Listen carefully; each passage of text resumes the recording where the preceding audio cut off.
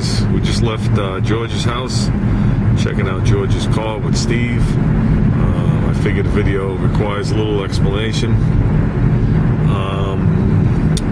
George picked up a 75 Trans Am, even though the front of it appears to be, I think he said, a 79. I think front fascias on it. It's actually changed over the years.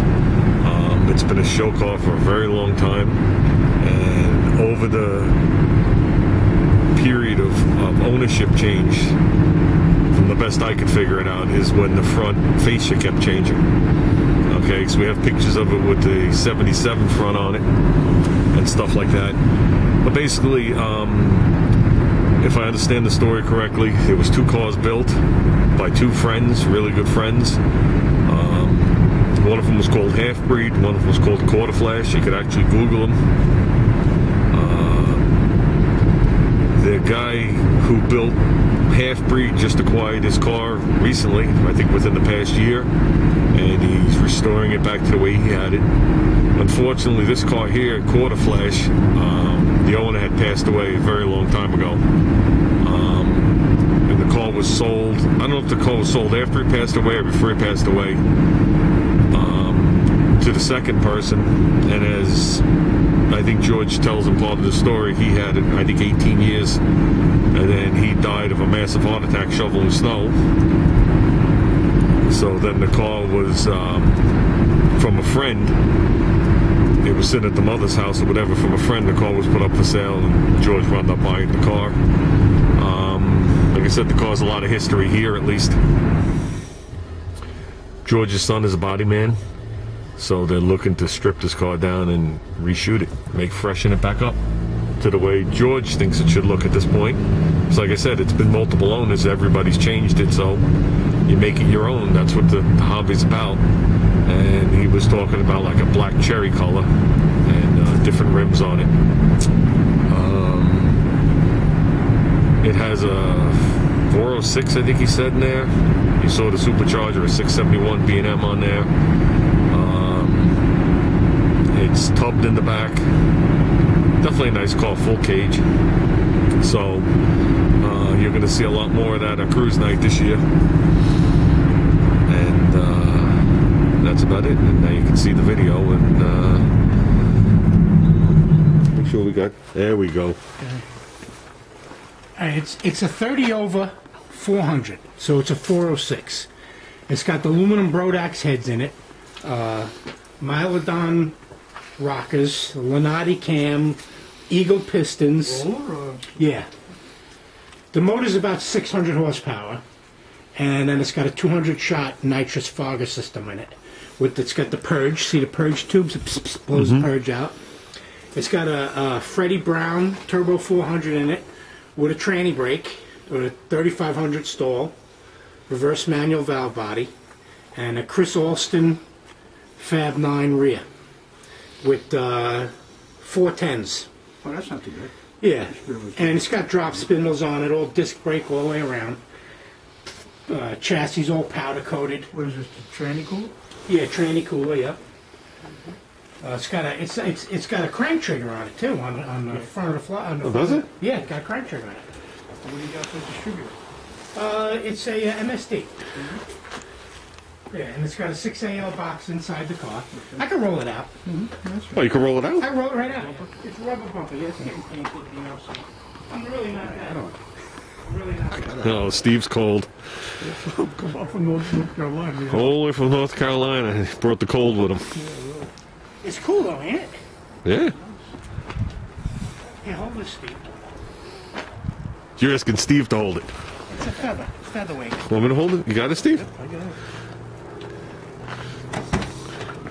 Want to put it down on... You're a starter, right? Yeah. Want me to help you put it on the grass? You can put it down.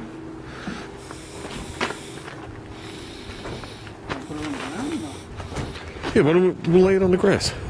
Oh, okay. Yeah, so it doesn't get... It is super light. Well, some people crazy cutting this out. Oh yeah, they went exact on that hole. That must have took a while. Yeah.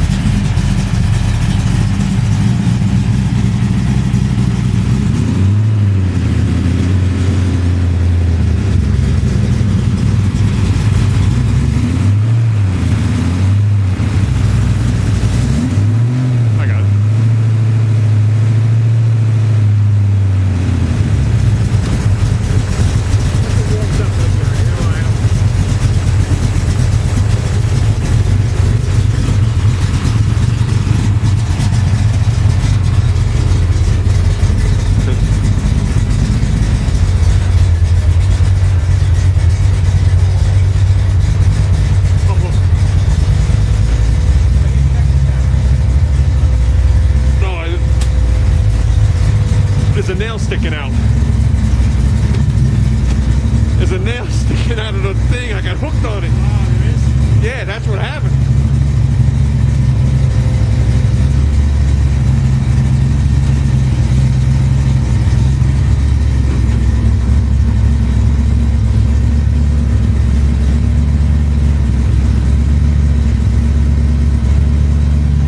Even put a volt gauge back here. Yeah. The quality of the work is unbelievable, you know?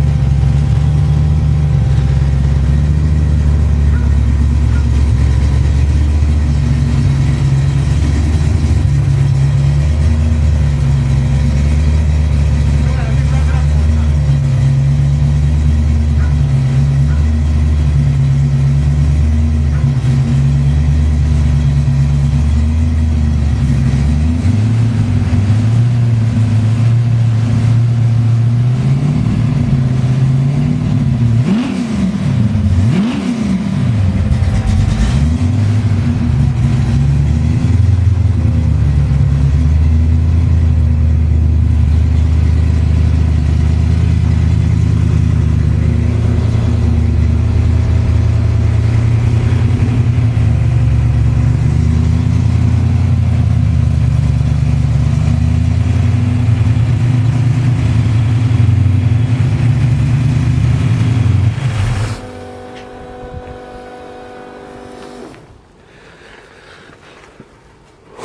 I think I can carbon monoxide poison it.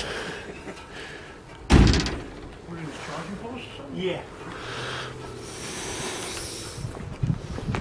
Yeah.